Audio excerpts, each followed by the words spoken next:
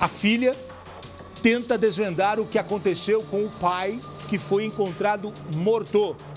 Parece um filme, parece uma novela, mas é a filha, essa moça aqui, tentando desvendar o que aconteceu com o pai. É um dos casos mais intrigantes, é um dos casos mais misteriosos desta terça-feira.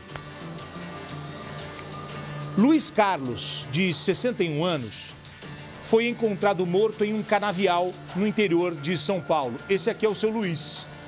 Dá para perceber que é uma figura, né, alegre, diferente. Ele usou umas camisas estampadas, correntinha, chapéu, óculos. E ele desapareceu há quase um mês. Vanessa, a filha, só reconheceu o pai através dos pertences dele. A causa da morte não foi divulgada, não foi esclarecida ainda. Mas Vanessa, esta jovem aqui, acredita que o pai tenha sido assassinado. Olha o que aconteceu. O pai desapareceu, o pai sumiu, o pessoal avisou a polícia, avisou a família, os amigos. 20 dias depois do desaparecimento, a família do Luiz foi surpreendida com a chegada de uma multa de trânsito. A multa dizia que o aposentado tinha permitido que uma pessoa sem habilitação dirigisse o carro dele. A Vanessa achou tudo muito estranho, ou seja, meu pai está desaparecido, o carro dele também. A polícia parou um carro com pessoas dentro e quem estava conduzindo o carro não tinha carteira de habilitação e mesmo assim a pessoa foi liberada. A Vanessa então correu na polícia e descobriu que 5 jovens estavam no carro. Os rapazes deram versões diferentes sobre quem era o dono do carro e mesmo depois que os agentes constataram que o carro pertencia a um desaparecido, que é o seu Luiz, todos os jovens foram liberados. Quem são esses jovens? Será que eles têm algum envolvimento na morte de Luiz Carlos? E a filha, que luta para desvendar o que aconteceu? Reportagem inédita, reportagem exclusiva, agora na tela do Balanço. Na estrada de terra, a ansiedade tomava conta dos ocupantes do carro. Sem saber, a cada quilômetro avançado no meio do canavial, a família de Luiz Carlos se aproximava do fim de uma busca desesperadora.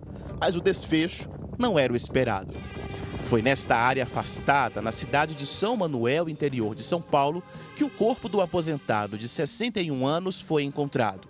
Não era o fim do sofrimento, apenas o ponto de partida para desvendar o mistério que tem tirado o sono da filha do aposentado. Eu não sei se acabou ou se começou, né? Porque acabou a angústia do fato dele estar desaparecido, mas iniciou-se uma angústia de saber como ele foi a parar até ali, quem o levou, o que aconteceu na verdade.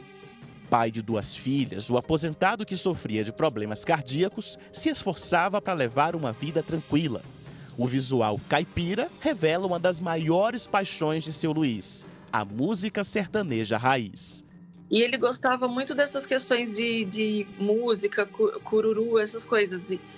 E aí ele entrou nesse meio da rádio, né? Super comunicativo, ele fazia amizade muito fácil. Era uma pessoa que conversava com todo mundo, né? Todo mundo era amigo dele. E eu não consigo imaginar assim, o que possa ter acontecido de verdade. Segundo Vanessa, o pai saiu de casa no próprio carro no dia 8 de março e nunca mais foi visto. O episódio foi denunciado à polícia assim que o desaparecimento foi confirmado e gerou uma mobilização na cidade que tem pouco mais de 41 mil habitantes. A família chegou a receber ligações anônimas com supostas informações sobre o paradeiro do aposentado, mas nada se confirmou. 20 dias se passaram até que a família do aposentado foi surpreendida com a chegada de uma multa de trânsito. O documento dizia que o aposentado tinha permitido que uma pessoa sem habilitação dirigisse o carro dele. Segundo o Código de Trânsito Brasileiro, isso é uma infração gravíssima que gera 7 pontos na carteira, além da cobrança de uma multa no valor de R$ 880. Mas esse não era o maior dos problemas. É que a família ficou intrigada e se questionou como o aposentado desaparecido poderia ter emprestado o próprio carro a uma pessoa desconhecida. Não acreditei nessa história e não acredito até agora que meu pai possa ter emprestado o carro para qualquer outra pessoa, porque ele não emprestaria jamais, nunca. Ele não emprestaria o carro. Porque até para mim, assim, quando eu pegava o carro chegou a ficar aqui na garagem, não esse, mas um outro veículo, era muito difícil porque ele tinha um xodó, assim, com o carro. Ao chegar na delegacia, Vanessa descobriu que o carro do pai era dirigido por um menor de idade que estava acompanhado de outro adolescente menor e 3 jovens. O veículo foi localizado e revistado. A polícia encontrou uma quantidade de drogas e os celulares dos rapazes foram apreendidos. Todos foram levados para a delegacia, onde foram ouvidos. O curioso é que, mesmo dando 3 versões diferentes sobre a procedência do carro, os jovens foram liberados. Alguma coisa tem, porque o carro não é meu. E me pegam com o carro, o veículo, ou seja, de uma pessoa que supostamente está desaparecida, com um boletim de ocorrência. Pelo menos os maiores, eu não sei qual é a lei, né? Depende, eu não sei qual é a conduta correta.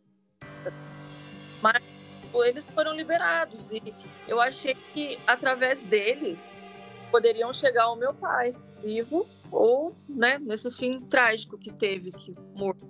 O carro foi achado em uma situação tão suspeita que só aumentou o mistério em torno do desaparecimento e morte do aposentado. Quem são os jovens que estavam no carro? Será que eles têm envolvimento na morte do aposentado? Como o corpo de seu Luiz foi parar no meio do canavial? São perguntas que têm intrigado a família. Essas pessoas que foram pegas com o carro do meu pai, eles possivelmente sabiam do ocorrido.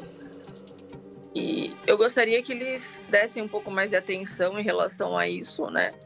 Porque foi um crime, assim, horrível, horroroso, ao qual ele não merecia passar. Então, eu acredito, de verdade, que ele tenha sido morto mais ou menos no dia em que ele supostamente desapareceu por conta do estado de decomposição do corpo. Como filha mais velha, Vanessa tem acompanhado de perto as investigações.